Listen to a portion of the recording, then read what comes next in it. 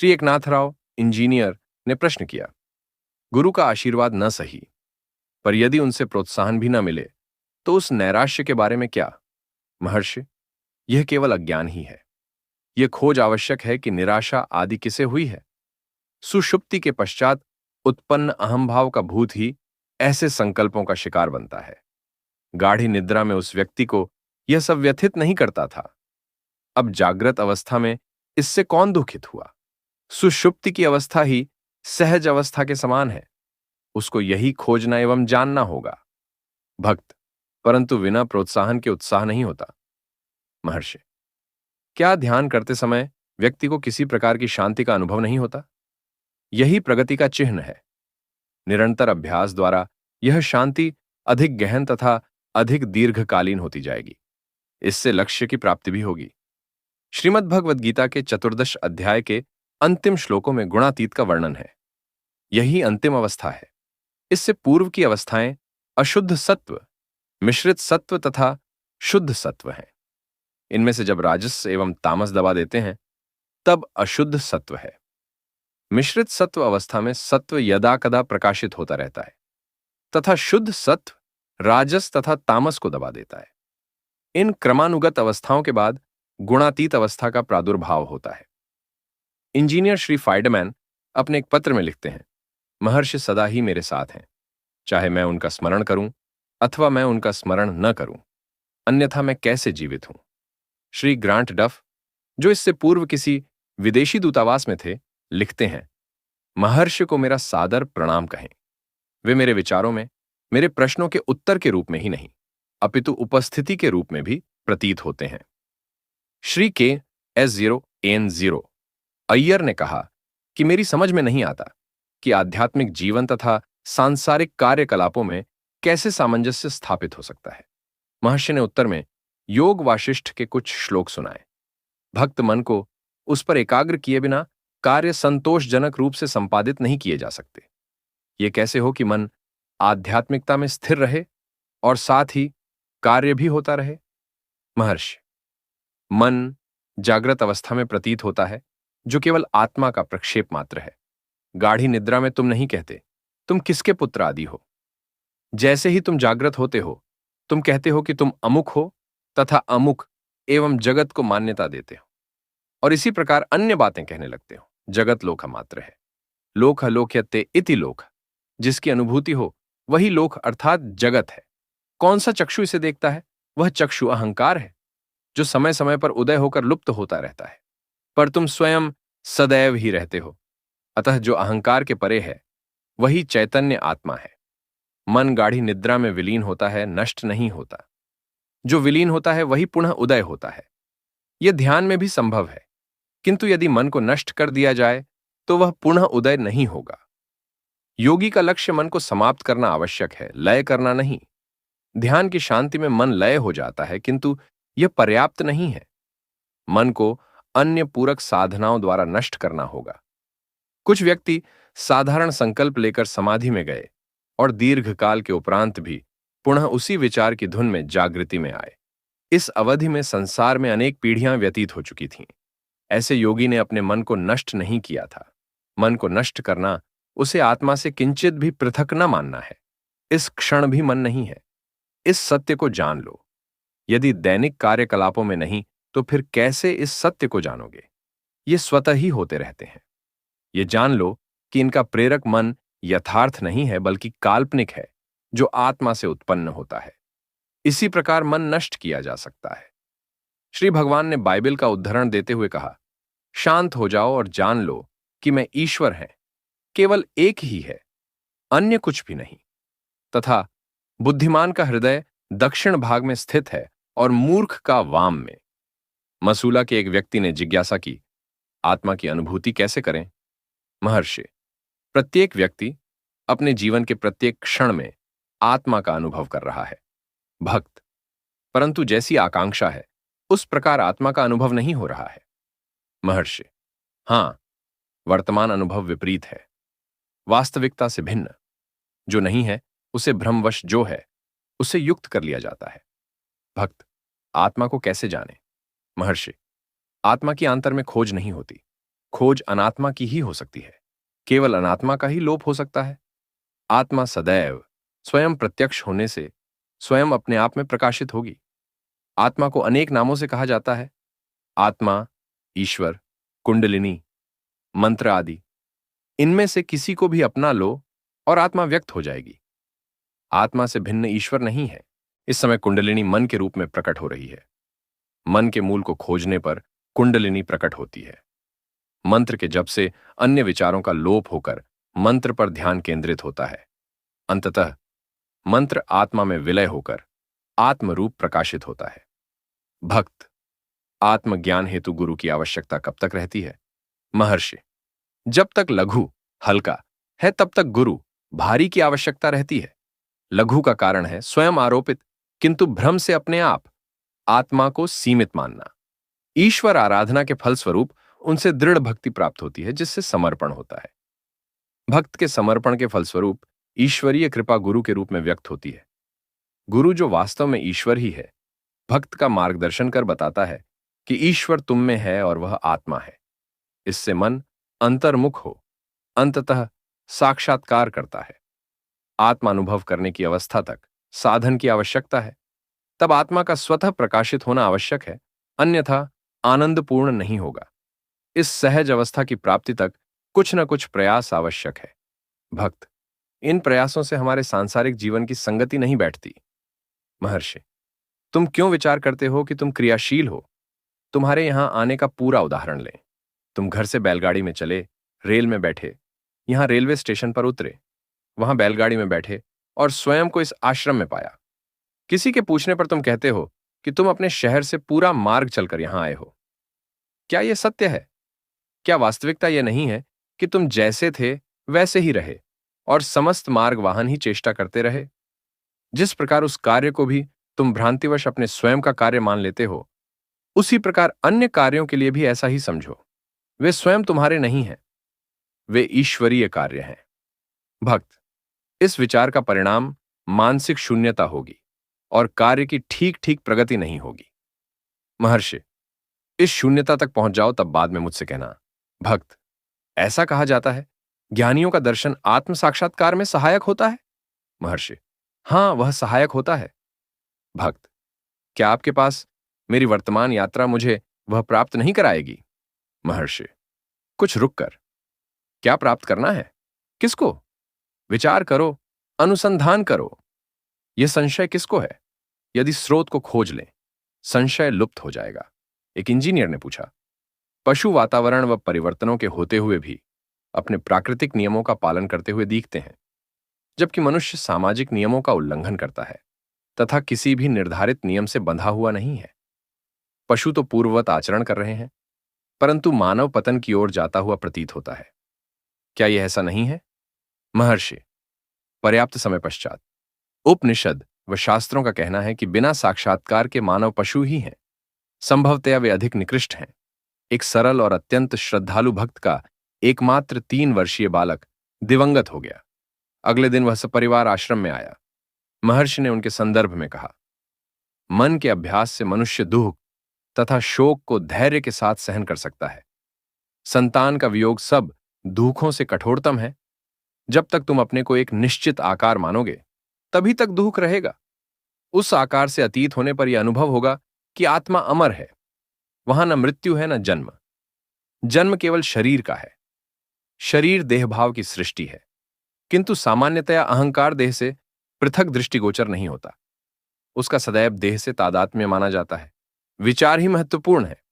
बुद्धिमान मनुष्य को विचार करना चाहिए कि क्या वह गाढ़ी निद्रा में अपने शरीर से परिचित था? वह उसे जागृत अवस्था में क्यों अनुभव करता है?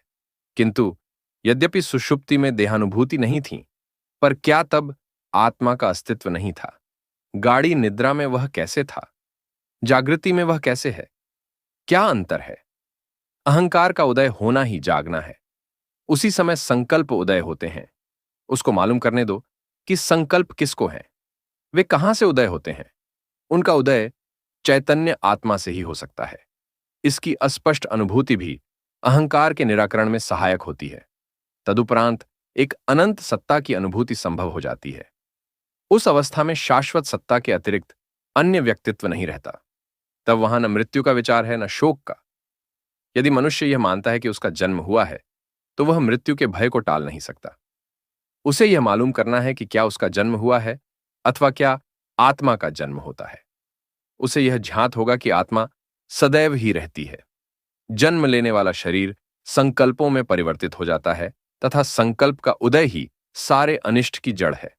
यह मालूम करो कि संकल्प कहां से उदय होते हैं, तभी तुम सदैव सत्तावान अंतस्थ आत्मा में रमण करोगे तथा जन्म की कल्पना एवं मृत्यु के भय से मुक्त हो जाओगे। एक भक्त ने पूछा, यह कैसे किया जाए? महर्षि, संकल्प असंख्य पूर्व जन्मों की संचित वासनाएं मात्र ही हैं। उन वासनाओं का क्षय करना ही लक्ष्य है। वासना मुक्त अवस्था मूल अवस्था है एवं शुद्धता की नित्य अवस्था है। भक्त, यह अभी स्पष्ट नहीं हुआ। महर्षि, सबको नित्य आत्मा का भान है। मनुष्य बहुतों को मरते देखकर भी स्वयं अपने को अमर मानता है, क्योंकि यही सत्य है। बिना जाने भी वास्तविक सत्य अपने आप को प्रकाशित करता है। चैतन्य आत्मा के जड़ शरीर के मिलने से मनुष्य को भ्रांति हो जाती है। इस भ्रांति का अंत होना चाहिए। भक्त, इसका अंत कैसे होगा? महर्षि, जिसका जन्म हुआ है उसका अंत अनिवार्य है। भ्रांति तथा देहभाव अहंकार साथी हैं। इसका उदय तथा लोप होता रहता है, परंतु सत्यता का न कभी उदय होता है न लोप होता है। वह तो नित्य ही है। जिस गुरु ने ऐसी अनुभूति कर ली है वह ऐसा कहता है। शिष्य सुनता है, शब्दों पर मनन करता है तथा आत्मा की अनुभूति करता है। इसको दो प्रकार से कहा जा सकता है। नित्य सिद्ध आत्मा की अनुभूति के लिए किसी प्रयास की आवश्यकता नहीं है। अनुभूति वहां पहले से ही है, केवल भ्रांति को हटाना है। कुछ लोग कहते हैं गुरु के शब्द मात्र से ही भ्रांति का तत्काल निवारण हो जाता है। कुछ कहते हैं कि अनुभूति के लिए ध्यानादि आवश्यक है। दोनों ही सही हैं, केवल दृष्टि बिंदु का अंतर है।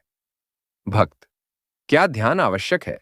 महर्षि, उपनिषदों के अनुसार तो पृथ्वी भी नित्य ध्यान में है। भक्त, कर्म किस प्रकार उसे सहायता करते हैं? क्या इससे पूर्व संचित कर्मों के भारी बोझ को, जिन्हें हमें हटाना है, उनमें वृद्धि नहीं होगी? महर्षि, निष्काम कर्म करने से मन निर्मल होता है और उसे ध्यान में स्थिर होने में सहायता मिलती है। भक्त, यदि बिना कर्म के निरंतर ध्यान करें तो? महर्षि, प्रयास करो और देखो, वासनाएं तुम्हें यह नहीं करने देंगी। गुरु कृपा से वासनाएं धीरे धीरे क्षीण होकर क्रमशः ही ध्यान सुलभ होता है। डॉक्टर बर्नार्ड वे अमेरिका के एक रसायन शास्त्री हैं जो पिछले 20 वर्ष से वेदांत में रुचि ले रहे हैं। अब भारत आने पर महर्षि के दर्शनार्थ आए। उन्होंने प्रश्न किया, अभ्यास कैसे किया जाए? मैं प्रकाश की खोज में हूं। उन्होंने स्वयं ही अभ्यास का अर्थ एकाग्र होना बताया, मन की एकाग्रता। महर्षि ने पूछा, अब तक उनका क्या नासिका के अग्रभाग पर एकाग्र होते थे? अभ्यास था। यात्री ने कहा कि वे किंतु उनका मन भटकता था। महर्षि, क्या मन भी है? एक अन्य भक्त ने नम्रता से निवेदन किया, मन केवल संकल्पों का समूह है। महर्षि, संकल्प किसको आते हैं? यदि तुम मन के स्थान को जानने का प्रयास करोगे तो मन लुप्त हो जाएगा तथा केवल आत्मा रहती है। केवल अस्तित्व है तो एकाग्रता अथवा अन्यथा नहीं हो सकता। भक्त, यह समझना बहुत कठिन है। यदि कोई निश्चयात्मक बात कही जाए तो वह सरलता से समझी जा सकती है। जप, ध्यान आदि अधिक स्पष्ट हैं। महर्षि, मैं कौन हूं? सर्वोत्तम जाप है। आत्मा से अधिक स्पष्ट क्या हो सकता है? प्रत्येक व्यक्ति को हर क्षण इसका अनुभव है। वह आत्मा को छोड़ बाहर की कोई वस्तु क्यों ग्रहण करे? प्रत्येक व्यक्ति को कुछ अज्ञात अन्य वस्तु की अपेक्षा झात आत्मा की खोज करने का प्रयास करना चाहिए। भक्त, आत्मा का ध्यान कहां करूं? मेरा आशय है शरीर के किस भाग में करूं? महर्षि, आत्मा अपने को व्यक्त करे, बस इतना ही आवश्यक है। एक भक्त ने नम्रतापूर्वक कहा, वक्ष के दाहिनी ओर हृदय है, यही आत्मा का स्थान है। अन्य भक्त, आत्मानुभूति होने पर उस केंद्र में प्रकाश होता है। महर्षि, ऐसा ही है। भक्त, मन को जगत से किस प्रकार हटाएं? महर्षि, क्या संसार है? मेरा आशय है क्या आत्मा से परे? क्या जगत कहता है कि वह है? यह तो तुम हो जो कहते हो कि संसार है। उस आत्मा को मालूम करो जो यह कहता है। अनेक प्रकार की समाधियों में क्या अंतर है, इसके संबंध में प्रश्न पूछा गया। महर्षि, जब इंद्रियों का अंधकार में विलय होता है तब वह गाड़ी निद्रा है। जब इंद्रियों का प्रकाश में विलय होता है तब वह समाधि है। जिस प्रकार गाड़ी में सोता हुआ यात्री गाड़ी के चलने, रुकने तथा घोड़ों के खोले जाने पर भी उससे अनभिज्ज रहता है, उसी प्रकार ज्ञानी जो सहज समाधि में है घटनाक्रम, जागृति, स्वप्न तथा सुषुप्ति से अनभिज्ज रहता है। इस उदाहरण में निद्रा घोड़ों के खुलने के समान है तथा समाधि घोड़ों के विश्राम के समान है।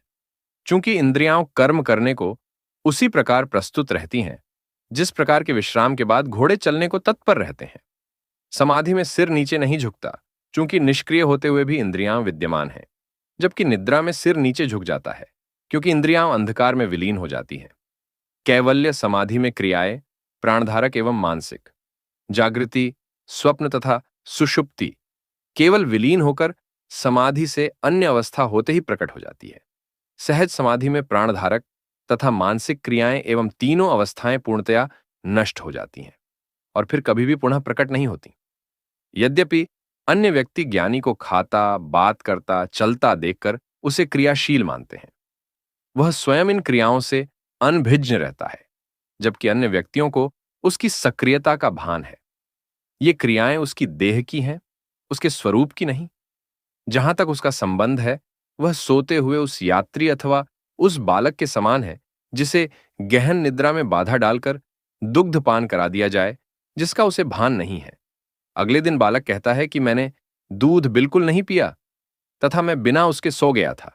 स्मरण कराने पर भी उसे विश्वास नहीं कराया जा सकता। सहज समाधि में भी ऐसा ही है। सुषुम्ना परालीन। यहां सुषुम्ना तपो मार्ग का निर्देश करती है तथा परानाड़ी ज्ञान मार्ग का निर्देश करती है। महर्षि ने कुछ भक्तों की कथाएं सुनाते हुए बताया कि श्री कृष्ण ने एक नाथ की 12 वर्ष तक सेवा की तथा पांडुरंग द्वारा किस प्रकार सक्कूबाई को गृह के कारागार से मुक्त कर पंढरपुर की यात्रा करने में सहायता की। तत्पश्चात महर्षि ने सन 1866 में मथुरा के तिरुवन्नामलाई जाते समय एक रहस्यमय मौलवी के प्रकट होने का संस्मरण सुनाया कि वह किस प्रकार प्रकट हुआ, बातचीत की तथा अचानक अदृश्य हो गया। श्री ग्रांट डफ ने महर्षि से पूछा, क्या किसी नेवले का आपसे कुछ संबंध था? महर्षि ने कहा, हां, आई तथा जयंती के अवसर पर मैं पर्वत पर स्कंदाश्रम में निवास करता था। नगर से बहुत से यात्री पर्वत पर चढ़कर आ रहे थे। एक नेवला सामान्य आकार से बड़ा, सुनहरे रंग का, न कि सामान्य नेवलों की तरह भूरे रंग का, तथा जंगली नेवले की पूंछ के काले बिंदु से रहित जन समुदाय के मध्य निर्भय विचर रहा था। लोगों ने इसे भीड़ में से किसी यात्री का पालतू नेवला समझा। जानवर सीधा विरूपाक्ष गुफा के समीप झरने में स्नान करते पलानी स्वामी के निकट गया। उन्होंने नेवले को सहलाया तथा उसे प्यार से थपथपाया। नेवला उनके साथ गुफा तक गया, कंधरा के प्रत्येक कोनों तथा स्थानों का निरीक्षण किया तथा तदुपरांत जन समुदाय के साथ स्कंदाश्रम तक आया। मैंने उसे देखा। उसके आकर्षक रूप तथा उसकी निःशंक चेष्टा से सभी चकित थे। नेवला मेरे पास आया, मेरी गोद में बैठ गया और कुछ देर तक विश्राम करता रहा। फिर वह उठा और चारों ओर देखकर नीचे उतरने लगा। वह पूरे आश्रम का चक्कर लगाता रहा और मैं असावधान यात्री अथवा मोरों से उसको कदाचित हानि से बचाने हेतु साथ साथ चलता रहा। वहां के 2 मोर उसे उत्सुकता के साथ देखते रहे, किंतु नेवला एक जगह से दूसरी ओर अविचलित भाव से फिरता रहा तथा अंत में आश्रम की दक्षिण पूर्व चट्टानों में अदृश्य हो गया। उन्हीं महाशय ने महर्षि से स्मृति व इच्छा के मुख्य आपसी संबंध के बारे में तथा उनका मन से क्या संबंध है, इसके बारे में प्रश्न किया। महर्षि, ये मन के कार्य हैं। मन अहंकार का परिणाम है तथा अहंकार आत्मा से उदय होता है। महर्षि ने ईसाई मत का वास्तविक महत्व इस प्रकार समझाया, ईसा अहंकार है, सलीब देह है। जब अहंकार को सलीब पर चढ़ाया जाता है और वह नष्ट होता है, जो शेष रहता है वह पूर्ण ब्रह्म है। तुलना करें, मैं और मेरे पिता एक हैं और बाद के इस श्रेष्ठ जीवन को पुनर्जीवन कहते हैं। एक निष्ठावान अंग्रेज भक्त मेजर A0W चैडविक ने प्रश्न किया, ईसा मसीह ने सलीब पर चढ़ाए जाते समय मेरे प्रभु क्यों पुकारा? महर्षि, संभवतया प्रभु के लिए उनकी यह पुकार उनके साथ ही 2 अन्य सलीब पर चढ़ाए जाने वाले चोरों के लिए थी। फिर ज्ञानी ने तो जीवित अवस्था में ही यहां और अभी मुक्ति प्राप्त कर ली है। इसका कोई महत्व नहीं है कि वह कैसे, कहां और कब अपने शरीर का त्याग करता है। कुछ ज्ञानियों को कष्ट होता सा प्रतीत होता है, अन्य समाधिस्थ हो सकते हैं, तथापि दूसरे मृत्यु से पूर्व दृष्टि से ओझल हो सकते हैं, पर इससे उनके ज्ञान में कोई अंतर नहीं पड़ता। इस तरह के कष्ट का आभास दर्शक को ही होता है, ज्ञानी को नहीं, क्योंकि वह पहले ही आत्मा एवं शरीर की मिथ्या ऐक्यता की सीमा को पार कर चुका है। उपरोक्त महाशय ने प्रश्न किया, संत पौल के दिव्य दर्शन में ईसा का क्या महत्व है? महर्षि, दिव्य दर्शन पूर्ण है, उसका आकार से संबंध नहीं है। जब संत पौल को आत्म अनुभव हुआ, तब उस प्रकाश को उन्होंने ईसा का प्रकाश माना। भक्त, किंतु तब तक पौल ईसा के प्रेमी नहीं थे। महर्षि, प्रेम तथा घृणा का कोई महत्व नहीं, ईसा का भाव मन में था ही। यह रावण जैसी स्थिति थी। ईसा का प्रकाश तथा आत्म साक्षात्कार एक ही है। कपूर की आरती ज्ञान के प्रकाश से मन के नष्ट होने की प्रतीक है। विभूति शिव है तथा कुंकुम शक्ति है। विभूति दो प्रकार की है, परा विभूति तथा अपरा विभूति। पवित्र विभूति अपरा है। साक्षात्कार की अग्नि से जब सारा मैल कट जाता है, तब जो शेष रहता है उसे परा कहते हैं। यह परब्रह्म है। ईसाई धर्म की त्रयी इस प्रकार स्पष्ट की गई।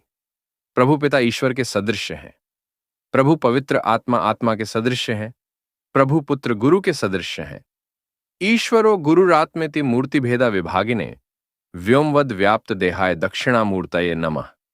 आशय यह है कि ईश्वर भक्तों को गुरु, ईश्वर का पुत्र रूप में दर्शन देता है तथा पवित्र आत्मा की सर्वव्यापकता को प्रकट करता है, अर्थात ईश्वर आत्मा, तथा यह आत्मा सर्वत्र व्याप्त है, तथा आत्मा का साक्षात्कार आवश्यक है, जो कि ईश्वर के साक्षात्कार के तुल्य है। एक बंगाली यात्री ने प्रश्न किया कि मन पर नियंत्रण कैसे करें? महर्षि, तुम मन किसे मानते हो? भक्त, जब मैं ईश्वर पर विचार करने बैठता हूं, तो विचार अन्य विषयों में भटकने लगते हैं। मैं इन विचारों पर संयम करना चाहता हूं। महर्षि, भगवद गीता में ऐसा कहा गया है कि मन का स्वभाव ही चंचल है। व्यक्ति को अपने विचारों को ईश्वरोन्मुख करना चाहिए। चिरकालीन अभ्यास से मन संयमित तथा स्थिर हो जाता है। मन की चंचलता एक दुर्बलता है, जो संकल्पों के रूप में और उसके कारण शक्ति के अपव्यय से उत्पन्न होती है। मन के एक ही विचार पर केंद्रित करने से शक्ति का संचय होता है तथा मन अधिक बलवान होता है। भक्त, मन की शक्ति से क्या तात्पर्य है? महर्षि, बिना किसी विक्षेप के एक ही विचार पर एकाग्र होने की योग्यता। भक्त, यह कैसे प्राप्त होती है? महर्षि, अभ्यास द्वारा। एक भक्त ईश्वर का ध्यान करता है, ज्ञान मार्ग का साधक आत्मा की खोज करता है। दोनों के लिए साधना एक सी कठिन है। भक्त, मन को आत्मा की खोज में संलग्न करने पर भी काफी समय तक संघर्ष करने के बाद मन व्यक्ति को धोखा देने लगता है। मन की इस दुष्टता की जानकारी व्यक्ति को बहुत बाद में होती है। महर्षि, ऐसा तो होगा ही। प्रारंभिक अवस्था में मन खोज में काफी समय तक रुक रुक कर तब लगता है, पर निरंतर अभ्यास से थोड़े समय के बाद ही फिर लगने लगेगा तथा अंततः कदापि भी चंचल नहीं होगा। तब अव्यक्त शक्ति व्यक्त होगी। सात्विक मन संकल्पों से रहित हो जाता है, जबकि राजसिक मन संकल्पों से भरा रहता है। सात्विक मन प्राणधारा में परिवर्तित हो जाता है। भक्त, क्या प्राणधारा का अनुभव करने से पहले ही मन को संकल्पों से दूर रखा जा सकता है?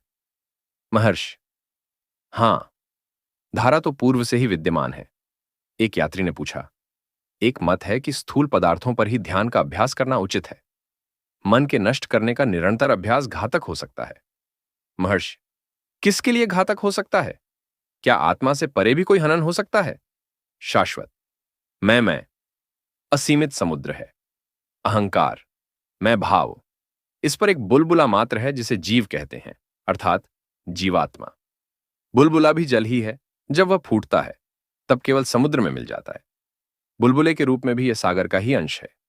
उस सहज सत्य से अनभिज्ञ होने के कारण अनेक विवरण वाले असंख्य मार्गों, योग, भक्ति, कम आदि का प्रत्येक, फिर अनेक रूपांतर सहित साधकों को बड़े कौशल एवं जटिल विस्तार से बताई जाती हैं, जो उनके मन को और भी अधिक मोहित एवं भ्रमित कर देती हैं। अनेक धर्म, पंथ तथा मत भी इसी प्रकार हैं। इन सब का उद्देश्य क्या है? केवल आत्मा को जानने के लिए। ये आत्मा के ज्ञान के साधन तथा अभ्यास हैं। इंद्रियानुभूत विषयों को प्रत्यक्ष ज्ञान कहा जाता है।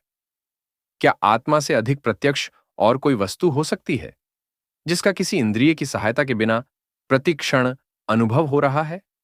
इंद्रियानुभूति तो अप्रत्यक्ष ज्ञान ही हो सकता है, प्रत्यक्ष नहीं। केवल स्वयं की चेतना ही प्रत्यक्ष ज्ञान है, जैसा कि प्रत्येक का अनुभव है। व्यक्ति को स्वयं अपनी आत्मा को अर्थात चेतन को जानने के लिए किसी अन्य की सहायता की आवश्यकता नहीं है। एक असीमित, शाश्वत, पूर्ण अपने आप को मैं के रूप में अनुभव करता है, अर्थात सचेत होना। यही इसकी मूल संज्ञा है। अन्य सभी संज्ञाएं यथा ओम बाद की उत्पत्ति है। आत्मा के भान का ही नाम मोक्ष है। महावाक्य अहम ब्रह्मास्मि इसका प्रमाण है। यद्यपि मैं की अनुभूति सदैव ही होती है, फिर भी व्यक्ति का ध्यान इस ओर आकर्षित कराया जाना आवश्यक है। केवल तभी ज्ञान का उदय होता है। इसी कारण उपनिषदों तथा ज्ञानी संतों की आवश्यकता है। सब केवल स्वयं की आत्मा से परिचित हैं। आश्चर्यों का आश्चर्य जो नहीं है उसको वे है मानते हैं, अथवा वे दृश्य जगत को आत्मा से पृथक मानते हैं। जब तक झाता है तब तक सर्व प्रकार के ज्ञान होते हैं, प्रत्यक्ष, अनुमानिक, बौद्धिक आदि। जानने वाले का नाश होते ही उसके साथ उन सब का भी नाश हो जाता है। उनकी सत्यता उसी मात्रा में है जितनी कि उसकी। एक व्यक्ति ने महर्षि से अपने पापों के लिए क्षमा याचना की। उसे बताया गया कि यदि वह इतनी सावधानी बरते जिससे कि उसका मन उसे दुखी न कर सके, तो उसके लिए यही पर्याप्त होगा। मेजर S0 W चैडविक द्वारा निम्नलिखित प्रश्न उठाया गया। एक योगी श्री एडवर्ड कारपेंटर ने एक पुस्तक में लिखा है कि उन्हें कुछ अवसरों पर आत्मानुभूति हुई जिसका प्रभाव कुछ समय पश्चात तक रहकर क्रमशः नष्ट हो गया। जबकि श्री रमण गीता का कथन है, एक बार ग्रंथि तड़ से टूटने के बाद सदैव के लिए ही टूट जाती है। इस योगी के उदाहरण में आत्म साक्षात्कार के उपरांत भी बंधन बने रहे। ऐसा कैसे हो सकता है? महर्षि ने कैवल्य का उद्धरण इस प्रकार दिया, सच्चिदानंद की ज्योतिर्मय एकात्मक निरंतर स्थिति की उपलब्धि कर शिष्य ने गुरु को आत्मसमर्पण कर विनम्र प्रार्थना की कि वह गुरु की कृपा के लिए दक्षिणा में क्या समर्पित करे। गुरु ने आदेश दिया, तुम सदैव शाश्वत निरंतर परमानंद में स्थित रहो, यही मेरी दक्षिणा है, उससे फिसलकर दूर न जाना। भक्त पूर्ण आनंद का अनुभव कर कोई किस प्रकार उस मार्ग से च्युत हो दूर जा सकता है? महर्षि, अरे हां, ऐसा होता है। पूर्व जन्म के अनंत काल के संचित संस्कार उसे हठात बाहर लाते हैं और इस प्रकार अविद्या उसे घेर लेती है। भक्त, अनंत आनंद में स्थिर रहने के लिए कौन कौन सी बाधाएं आती हैं, उन पर कैसे काबू पाया जाए? महर्षि, कठिनाइयां निम्न हैं। 1. अज्ञान, निज के शुद्ध अस्तित्व की विस्मृति। 2. संशय, जो अनुभव हुआ उस पर आश्चर्य कि वह सत्य का था अथवा असत्य का। 3. भ्रांति, मैं देह है, विचार तथा जगत को सत्य मानना। सत्य का श्रवण, मनन तथा निदिध्यासन करने से इन पर विजय प्राप्त की जा सकती है। महर्षि ने आगे कहा, अनुभव अस्थाई तथा स्थायी कहा गया है। प्रारंभिक अनुभव अस्थायी होता है किंतु एकाग्रता द्वारा स्थायी हो जाता है। प्रारंभिक अनुभव से बंधन पूर्णतया नष्ट नहीं होता, वह सूक्ष्म रूप में बना रहता है और समय पाकर पुनः बलपूर्वक प्रकट होता है। परंतु स्थायी अनुभव से बंधन समूल नष्ट हो जाता है और फिर कभी प्रतीत नहीं होता। श्रीमद्भगवद गीता में योग भ्रष्ट से तात्पर्य पूर्व प्रकार के व्यक्तियों से है। भक्त, तब क्या सत्य का श्रवण केवल कुछ सीमित व्यक्तियों के लिए ही है? महर्षि, वह 2 प्रकार का है। सामान्य गुरुमुख से उसका निरूपण तथा स्पष्टीकरण श्रवण करना है। तथापि सही पद्धति यह है कि वह स्वयं से प्रश्न करे एवं स्वयं में ही उसकी खोज एवं उसकी प्राप्ति करे कि वह स्वयं ही शाश्वत मैन है।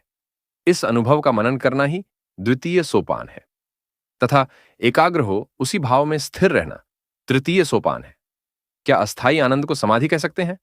भक्त, महर्षि, नहीं, समाधि तृतीय सोपान का भाग है। भक्त, तब तो ऐसा लगता है कि जैसे सत्य का श्रवण भी बहुत थोड़ों के लिए ही सीमित है। महर्षि, साधक 2 श्रेणियों में विभक्त किए जा सकते हैं, कृतोपासक तथा अकृतोपासक। कृतोपासक दृढ़ भक्ति द्वारा अपने पूर्व संस्कारों पर पहले से ही विजय प्राप्त कर चुका है। इस प्रकार उसका मन निर्मल हो चुका है। उसे कुछ अनुभव भी हो चुके हैं, परंतु उनका बोध ग्रहण नहीं किया है। जैसे ही समर्थ गुरु द्वारा निर्देश मिलते हैं, उसे स्थायी अनुभव होता है। द्वितीय श्रेणी के साधक को इस लक्ष्य को प्राप्त करने के लिए अत्यधिक प्रयास करने की आवश्यकता है। सत्य का श्रवण, मनन तथा निधिध्यासन उसकी सहायता कैसे करेगा? वे उपासना कहे गए हैं सत्य के निकटतम, जो अतंत उसे आत्म साक्षात्कार करा देते हैं। अंतिम तथा चतुर्थ सोपान मोक्ष है। इस अवस्था का भी विभाजन किया गया है। 1. ब्रह्म को जानने वाला ब्रह्मविद। 3. ब्रह्मविद वर्य। 2. ब्रह्मविद वर। 4. ब्रह्मविद वरिष्ठ, किंतु वास्तव में उपरोक्त सभी जीवित अवस्था में ही मुक्त हो जाते हैं। मेजर A0W चैडविक पश्चिम के निवासियों का ज्ञान किस प्रकार का है जो कहते हैं कि उन्हें सार्वभौम चैतन्य के प्रकाश का दर्शन हुआ है? महर्षि, वह ज्योति के रूप में प्रकट हुआ और इसी प्रकार अदृश्य हो गया। जिसका आदि है उसका अंत भी है। जब केवल नित्य सिद्ध चैतन्य की अनुभूति होगी, तभी वह स्थायी होगी। वास्तव में चैतन्य सदैव ही हमें उपलब्ध है। प्रत्येक व्यक्ति जानता है मैं है। कोई भी अपने अस्तित्व से मना नहीं कर सकता। गहन निद्रा में व्यक्ति को इसका भान नहीं होता। जब जागृत है तब वह उससे अवगत जान पड़ता है, किंतु यह वही व्यक्ति है जो सोया था तथा जो अब जागृत है, उसमें कोई परिवर्तन नहीं है। गहन निद्रा में उसे देह का भान नहीं था, वहां देह चेतना नहीं थी। जागृत अवस्था में उसे देह का भान है, वहां देह चेतना है। अतः देह चेतना के उदय होने के कारण अंतर होता है। वास्तविक चैतन्य में किसी प्रकार अंतर नहीं है। देह तथा देह चेतना साथ ही उदय होती हैं तथा साथ ही विलीन होती हैं। यह सब कहने का आशय यह है कि गाढ़ी निद्रा में कोई सीमाएं नहीं होती, जबकि जागृति में सीमाएं होती हैं। ये सीमाएं ही बंधन है। यह अनुभूति कि मैं देह है, भूल है। मैं की इस मिथ्या भावना को जाना होगा। वास्तविक मैं सदैव ही है। यह यहीं और अभी है। वह कभी भी नए ढंग से न उदय होती है और न फिर लुप्त। जिसकी सत्ता है वह सदैव ही रहता है। जो नया प्रकट होगा वह नष्ट भी होगा। गहरी निद्रा तथा जागृति की तुलना करो। एक अवस्था में देह का भास होता है, दूसरी में नहीं।